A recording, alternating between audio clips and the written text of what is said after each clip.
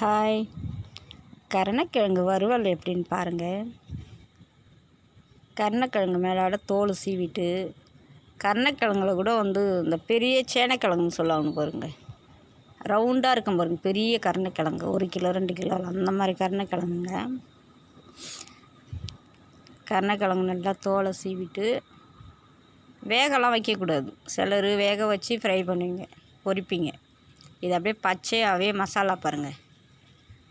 குழம்பு மிளகா பொடி கொஞ்சம் போட்டு, அதுக்கப்புறம் கொஞ்சம் சிக்கன் மசாலா,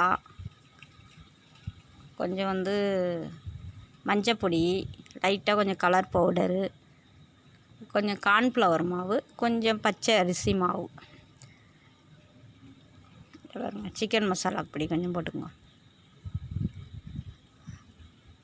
போட்டு கொஞ்சம் சால்ட், உப்பு, மாவு 2 மாவும் வச்சுருக்கேன் நான். கார்ன்ஃப்ளவர் மாவு கொஞ்சம், அரிசி மாவு கொஞ்சம். அரிசி மாவு நல்லா அரைச்சிட்டு நல்லா காஞ்ச மாவாக இருக்கணும்.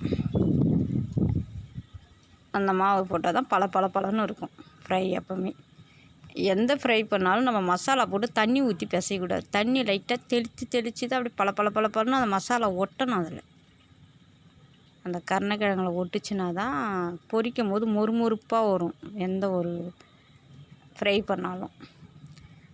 ஏற்கனவே வாழைக்காய் ஃப்ரை போட்டிருக்கேன் பாருங்கள், அது நல்லா சூப்பராக இருக்கும். மொறு இதேமாதிரி தான் மசாலா போட்டால். ஆனால் அதில் மசாலாலாம் போடுறதுலாம் காமிக்க முடியல, அது லென்த்தாக வந்துடுச்சு ஷார்ட்டுன்றதுனால. ஷார்ட்டை 2 நிமிஷம் தான் போட முடியும் வீடியோ, 4 நிமிஷம் 5 நிமிஷம்லாம் போட முடியாது. அதனால் அதுமாரி மசாலாலாம் போடுற வரைக்குமே போட்டு காட்டுறது கொஞ்சம் சிரமமாக இருக்கும். தவா வச்சு நல்லா காஞ்ச பிறகு நல்லா எண்ணெயை ஊற்றி கொஞ்சம் கடுகு போட்டு அதில்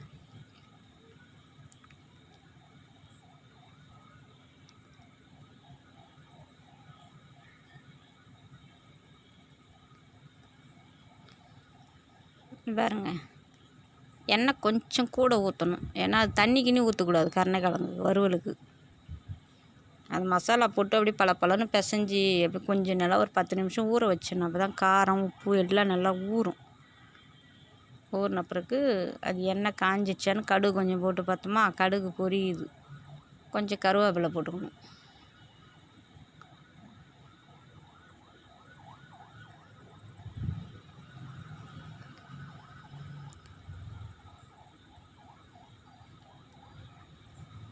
வீடியோ நான் கையில் செல்லு வச்சு வீடியோ எடுத்துக்கிட்டே சமையல் பண்ணேங்க. அதனால் ஒரு தடவை என்ன பண்ணுது, பாதியாக மறையுது கடாய் பார்க்கறது.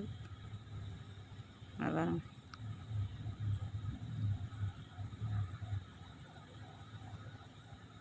எண்ணெய் நல்லா காஞ்சி கடுகும் பொரிஞ்சிடுது. கருவேப்பிலை எடுத்து போட்டு, அது பாருங்கள் கருணக்கிழங்கு எப்படி போட்டு நான் மசாலா போட்டு நல்லா ஊற வச்சுருக்கேன் பாருங்கள்.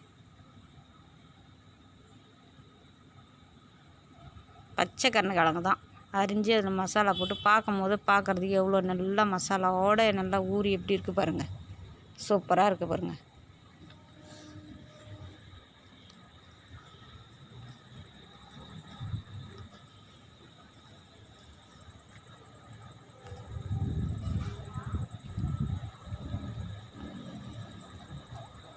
அதெல்லாம் போட்டு எல்லாத்தையும் தவாவில் அள்ளி போட்டு உடனே கரண்டி போட்டு கிண்டக்கூடாது. கிண்டினோம்னா நான் அதில் இருக்கிற மசாலாலாம் கீழே உதிர்ந்துடும். கப்புன்னு மூடி போட்டு மூடி விட்டுடணும்.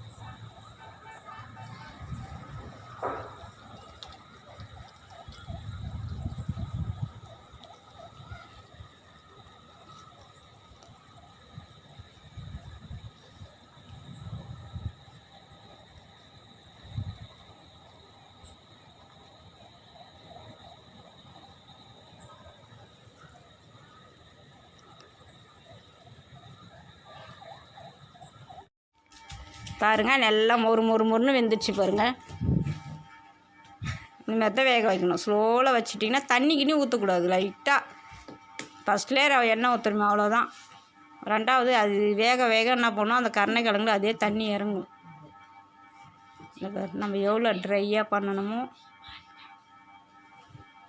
எவ்வளோ ட்ரையாக நல்லா மொறுப்பாக இருக்கும். ரொம்ப நேரம் வேக வச்சுக்கிட்டோம்னா ஸ்லோவில் வச்சு இவ்வளோதான். பொரித்து ஒரு ரசத்துக்கு, சாம்பாருக்கு, எல்லாத்துக்குமே தொட்டு சாப்பிட்லாம். செம சூப்பராக இருக்கும் கருணைக்கிழங்கு வறுவல். நீங்களும் செஞ்சு சாப்பிட்டு பாருங்கள். பாய்.